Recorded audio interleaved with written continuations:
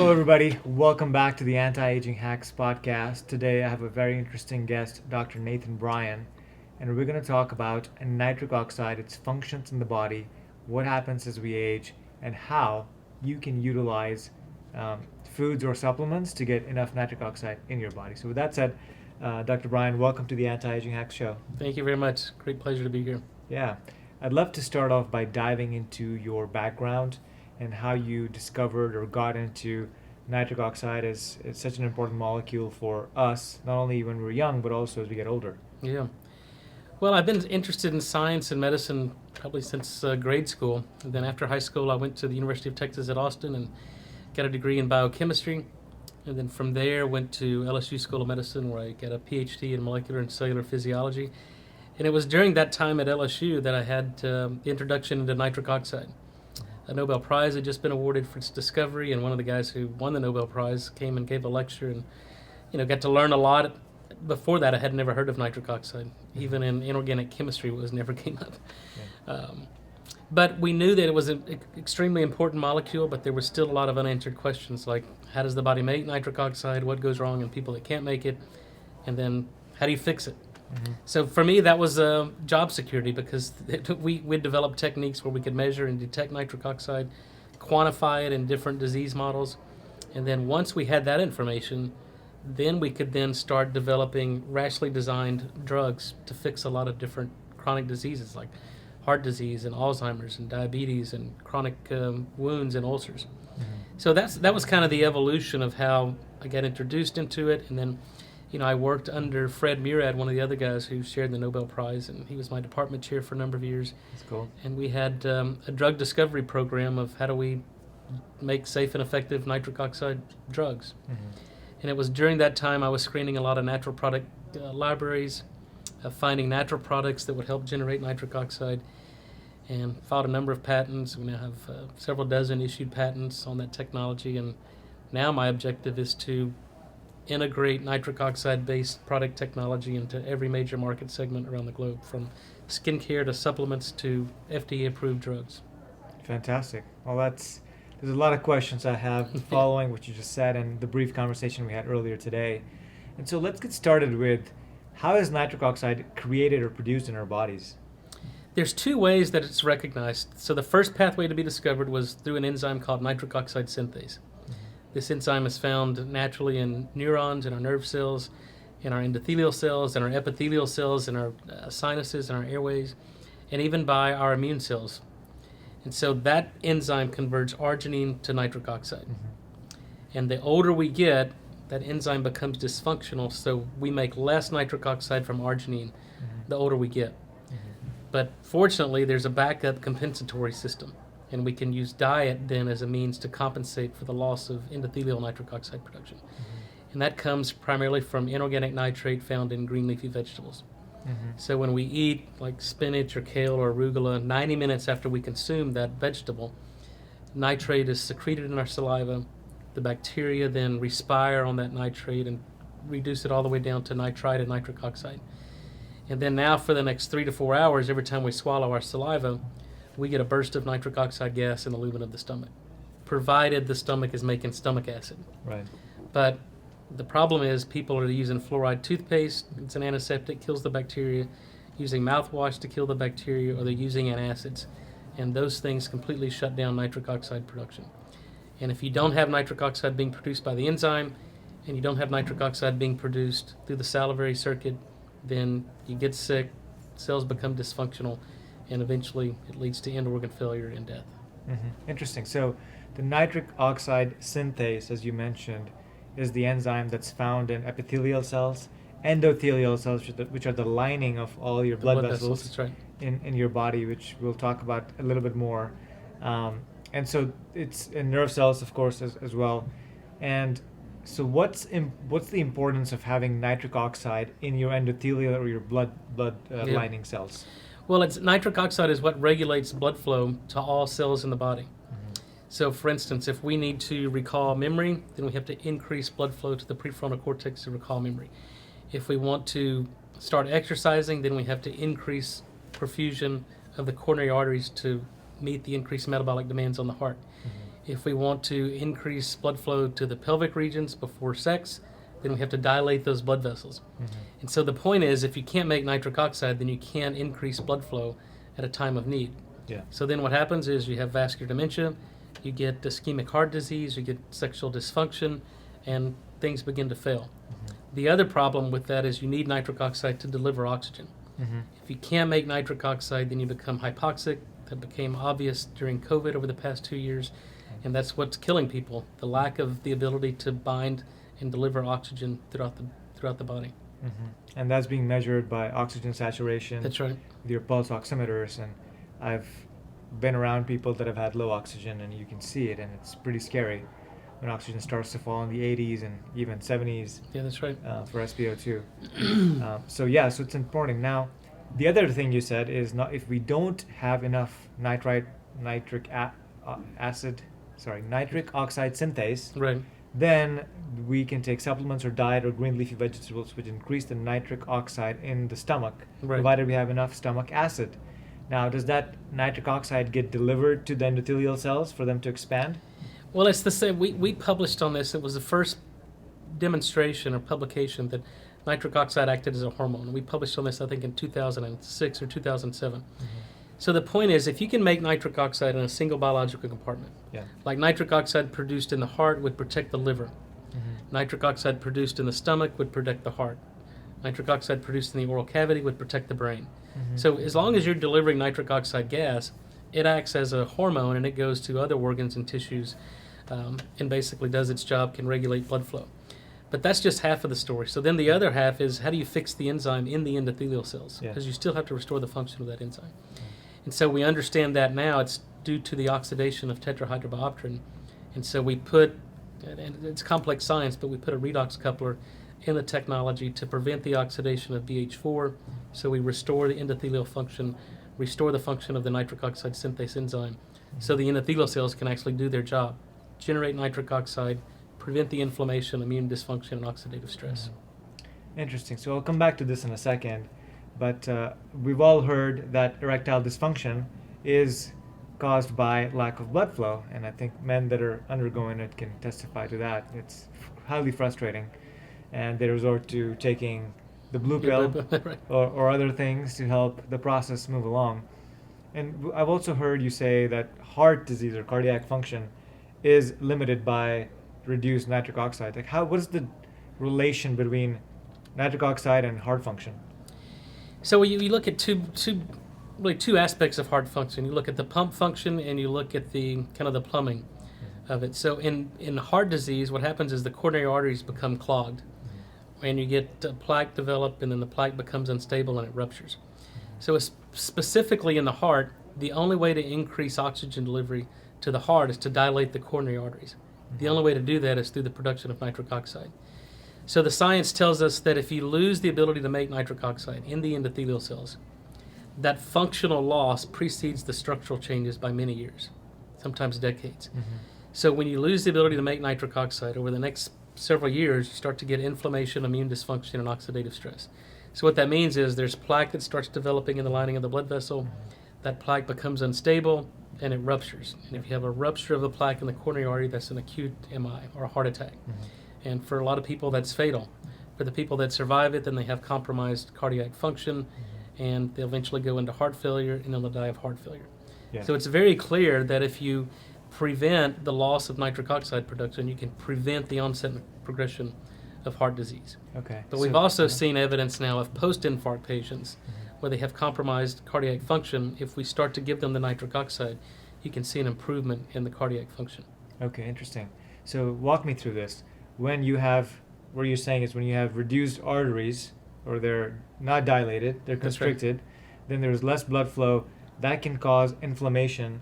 And when there's inflammation, there's higher ability for LDL to attack the artery, get behind the artery wall, and start to cause a plaque, which over time gets bigger and bigger, and that plaque can break off and then go block the blood flow to the Downstream heart, arteries, that's right. which will cause a heart attack.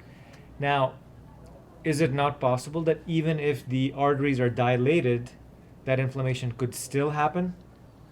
Yeah, I think the numbers are 70% of the heart attacks occur in people with less than 20% occlusion in the coronaries. Mm. So what that means is you don't have to have complete stenosis of the coronary arteries. Yeah. So it's not the amount of obstruction, it's the quality of the plaque. So if you have dilated blood vessels or open coronary arteries, but you've got unstable plaque and a highly inflamed endothelium, then that plaque is going to rupture and it's going to cause an acute MI. I see. So you have to be able to maintain the inflammation. And nitric oxide is what puts the brakes on the inflammatory response. Okay, got it. And nitric oxide is created in the endothelium, so it's That's right there. It's right there when Where- it's needed, yeah. Where it's needed, and it can help out. So, what happens as we get older? How is this? You touched on reduction in the ability. Is there certain lifestyle factors or other just age that limits the nitric oxide synthase? Yeah. Yeah. Well, the rate-limiting step is oxidation of BH4, tetrahydrobiopterin. So there are a lot of things that do that. A high glycemic index will glycate the enzyme. Smoking, sedentary lifestyle. If you're diabetic, you shut down nitric oxide production. So all the known major risk factors for cardiovascular disease all lead to a depletion of nitric oxide. Okay.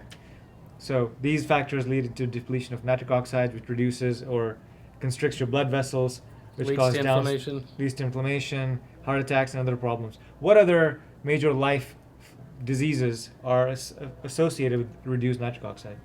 All major human chronic disease. So whether it's certainly heart disease, sexual dysfunction, renal insufficiency, vascular dementia, Alzheimer's, every single human chronic disease is characterized by reduced blood flow to that organ. And you have reduced blood flow because you have insufficient nitric oxide production to regulate blood flow to that organ.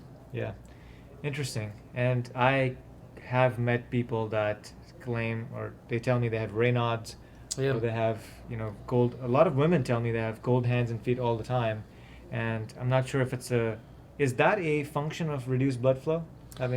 It is. So it's kind of a paramount of both hypothyroidism and it's a microvascular disease. So it's a small vessel disease. So Raynaud's, and we've seen that, we can actually open up the small vessels through our nitric oxide and start perfusing the digits and warm up the hands and the fingers. But it's even more complicated than that, because now we're entering into this new phase where women are developing what's called ischemic non-obstructive coronary artery disease. So it's a small vessel disease, and we now have, through my drug company, have a drug that we're submitting for an FDA approval to do a clinical trial in ischemic non-obstructive coronary disease. So regardless of the cause, whether it's hypothyroidism or exposure to heavy metals, the net result is you have insufficient perfusion to organs, whether it's the digits and Raynaud's syndrome, or it's the small blood vessels and ischemic non-obstructive coronary disease. The key is you have to open up those blood vessels. The only way we know how to do that is through nitric oxide. So that's kind of the acute effects, but you still have to get to the root cause of the problem. If you have hypothyroidism, we've got to fix the thyroid. Right. We can open up the blood vessels, but until you restore the function of other systems, the body's really not going to perform optimally. Right. So you could eat all the greens that you want, the kale, the arugulas, but right. you still want to fix the underlying problem. In a lot of cases, it could be hypothyroidism. That's right. Okay. Yeah, but there's a pandemic. I mean, it's an epidemic of hypothyroidism, and we see it because people are deficient in iodine. You need iodine for proper thyroid function. There's fluoride in our drinking water, in our bathing water, in our toothpaste, and it kills your thyroid function. So we have to eliminate those things. We have to supplement with iodine, get rid of the fluoride. Okay. Supplement with iodine, get rid of the fluoride. Easy enough in practical terms, or in theory. Yeah. But you have to put filters on your, bathing water. Yeah, it's hard work staying healthy. Yeah, for sure. And change your toothpaste to something else. Yeah, you have to get rid of the fluoride That toothpaste. doesn't have fluoride, which I've done in the last few months, so I'm excited about that. Okay, so then you said there's two components, right? The BC4 is what you mentioned, is the second part of the oxidation. The BH4, yeah, The tetrahydrobiopterin, BH4. yeah. Okay, so you've got a couple of methods. You've got a supplement and a serum that we tested a little bit earlier. So talk about how you fix it systemically, but also topically on the skin. Yeah, so years ago we figured out how to make nitric oxide gas. So it's a gas, and so we kind of solved the riddle of we made a solid dose of nitric oxide gas. So in the lozenge, you put it in your mouth, the matrix falls apart, and you start to generate nitric oxide gas. Now, understanding that technology, we thought, well, what else can we do with this? The next logical step was topical, because just like the heart is an organ, if you don't get proper blood flow, it fails. The skin is an organ, if it doesn't get proper blood flow, it fails. Right. So when skin fails, you lose collagen, you lose hydration, fine lines and wrinkles appear, dermatitis, age spots. And so we thought, well, if we can replenish nitric oxide topically, can we overcome the effects of aging? And the answer is yes. We've got 4 published clinical trials. So when we apply the nitric oxide topically, and again, that's through an innovative technology that we have 2 chambers. When you mix it together, it generates the gas. Yeah. But we basically start perfusing the dermis, and you can see the product actually working. So wherever you apply it, it'll turn a slight pink, indicative of improved blood flow. Yeah. And then, the cells start to turn over. You start to make new cells that work properly. You get more collagen deposition. Hydration improves. Fine lines and wrinkles disappear. And it's really a game changer in skincare and beauty. Yeah, that's really interesting. I had a chance to try it earlier. You applied it on my arm. And yeah, it turned red. And I asked you about the 2 chambers and why that's different. And you explained to me is because it's not stable to have That's nitric right. oxide in the actual canister or the bottle. You want to make sure it creates nitric oxide on your skin, and it creates it all 4 ways, meaning it not only goes into your skin but also up in the atmosphere, releases. And the part that goes into your skin then dilates your blood vessels. That's right. which Recruits capillaries. brings blood flow, and that, you're saying, reverses fine lines, wrinkles, and aging. Yeah, that's right. See, basically, we're constantly wearing ourselves out. I mean, dermal skin cells fall off and we replenish them. So as long as you have the oxygen and nutrients to need to regenerate those old cells with new cells with the proper barrier function, then they do their job. And so when you do that, you have better hydration, better collagen, and then you get plump skin and the fine lines and wrinkles go away. Right, and that's just by improving blood flow. Simply by improving blood flow. It's not even talking about improving your diet or having the right That's right. micronutrients or, breathing more deeply.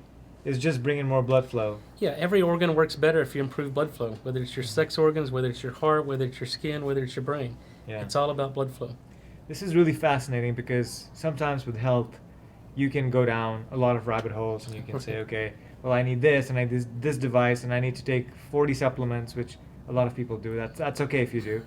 Or I need to fix my diet this way. But what you're saying is blood flow or lack thereof is a root cause for That's a right. lot of problems downstream related to aging. And so if we can minimize, mitigate, and improve blood flow throughout the body, especially in extremities and places where you have wrinkles and aging spots, which are aging, namely the face, possibly, then you can start to visibly see results, reversible results, where your skin is rejuvenating. Yeah, we've seen great results just using the serum alone, but nitric oxide is not a silver bullet. It's not an end-all, be-all, cure-all. But what we find is, and people take a lot of supplements, Yeah. but if you take the nitric oxide prior and open up the circulation to where you can deliver those nutrients, Yeah. you're going to get better results.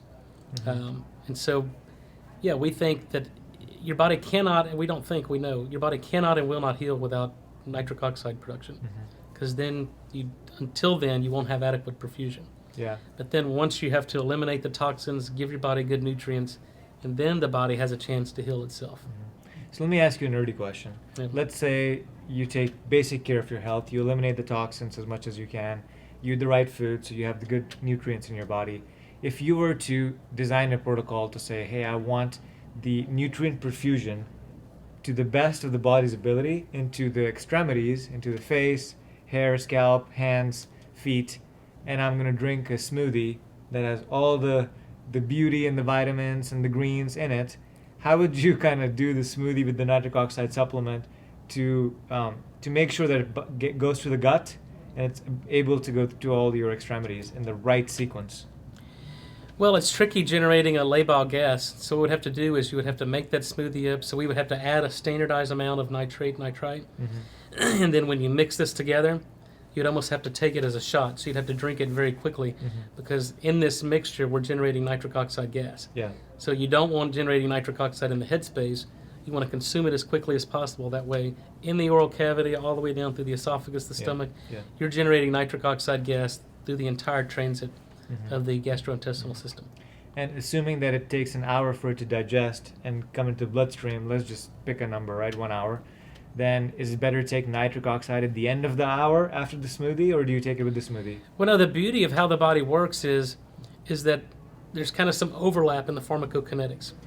So, for instance, with our lozenge, we generate nitric oxide immediately, and that lasts for probably 2 to 3 hours. Okay. In the pharmacokinetics.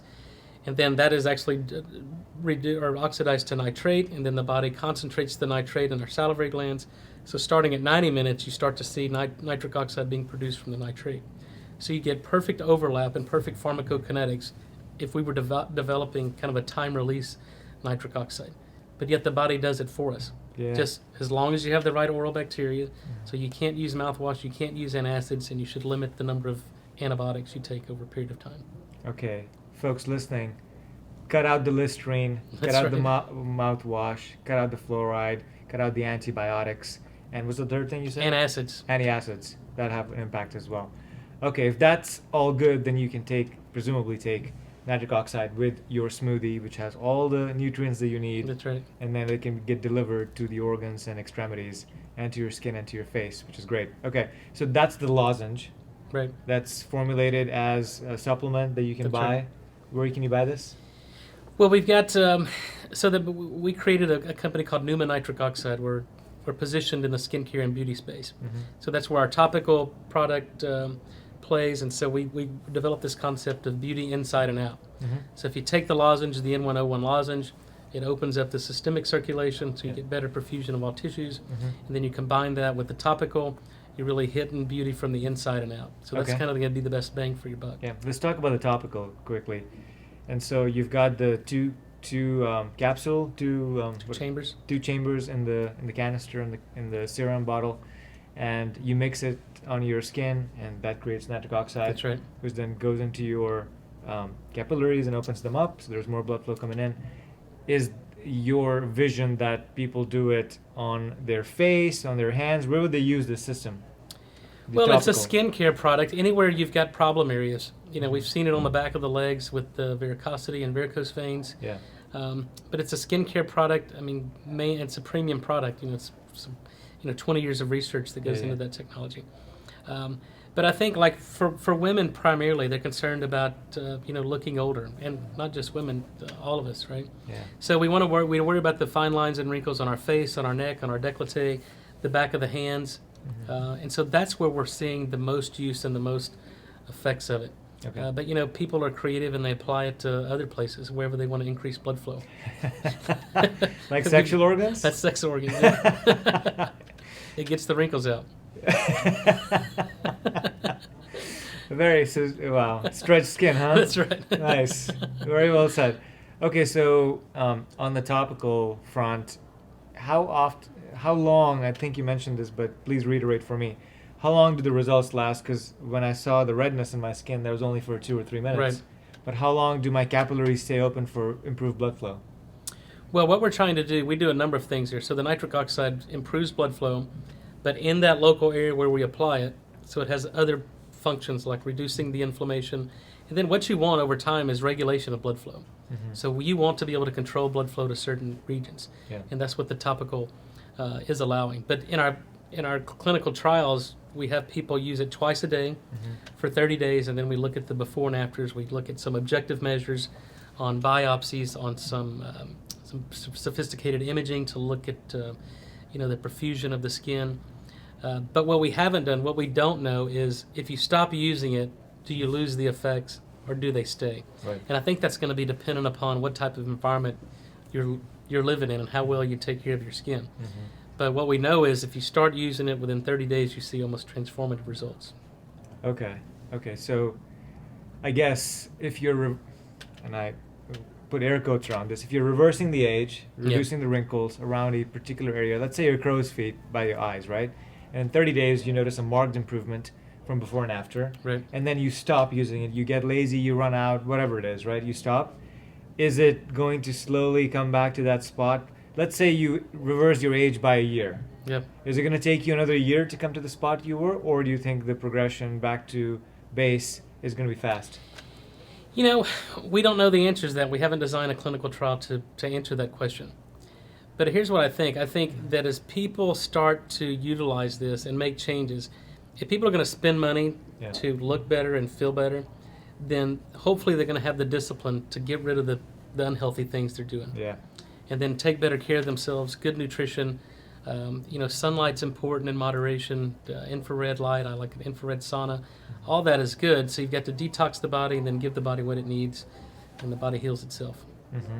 Fantastic. So your recommendations for boosting nitric oxide and all the wellness from the inside and outside that you're talking about, anti-aging, is to take the lozenge. The lozenge Is it a couple of times a day? Yep. And to apply the topical a couple of times a day as well, and then measure your results 30 days after. That's what you found in a clinical trial to be effective. That's right. Okay. And you got to stop doing the things that disrupt your body's production of nitric oxide, Which is? namely the fluoride. Stop using mouthwash, and if you're on antacids, you have to get off. Yeah. I mean, your body cannot and will not heal if you're doing those things. Mm-hmm. I mean, that's clear. The science is very clear. And then, I think obviously supplementation is important, but it's even simpler than that. It's moderate physical exercise. We have to move. Yeah. Throw in some more green leafy vegetables, good clean diet, and then some sunlight and an infrared sauna. Mm-hmm. And it's really that simple. The medical paradigm today has become way too complicated. Right. And we have to simplify things. And the simplest, kind of distill it down to the simplest philosophy is you get sick for two reasons and two reasons only. Your body's exposed to something toxic or it's missing something that it needs. Mm-hmm. If you remove the source of the toxicity and replete the missing nutrients, the body heals itself. Yeah. And in that model, there's no room for pharmaceuticals. Yeah. We don't need a statin. We don't need a ARB or a proton pump inhibitor. Mm-hmm. Our body's not designed to take those. Right. And yeah, forever. Forever. That too. Okay, that sounds good. Dr. Bryan, did you say where people can go buy these things?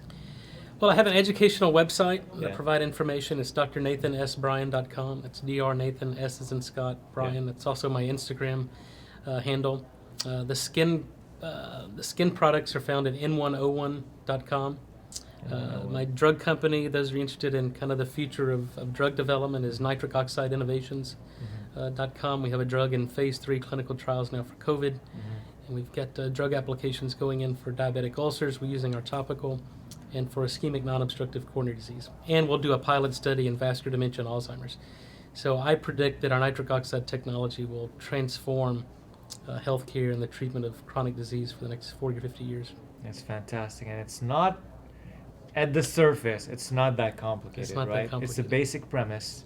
Blood flow, restricted blood flow is causing all these downstream effects, and if you fix that, then hopefully with some of the data you're collecting in your clinical trials with COVID and others, Right. you can prove that it's actually is improving long-term outcomes in health and longevity. So really cool, excited to hear about this technology and where you take it. And so if you're interested in getting this, go to n101.com and make sure to check out Dr. Nathan S. Bryan. With that said, thanks for coming to the Anti-Aging Hacks podcast. Thank you.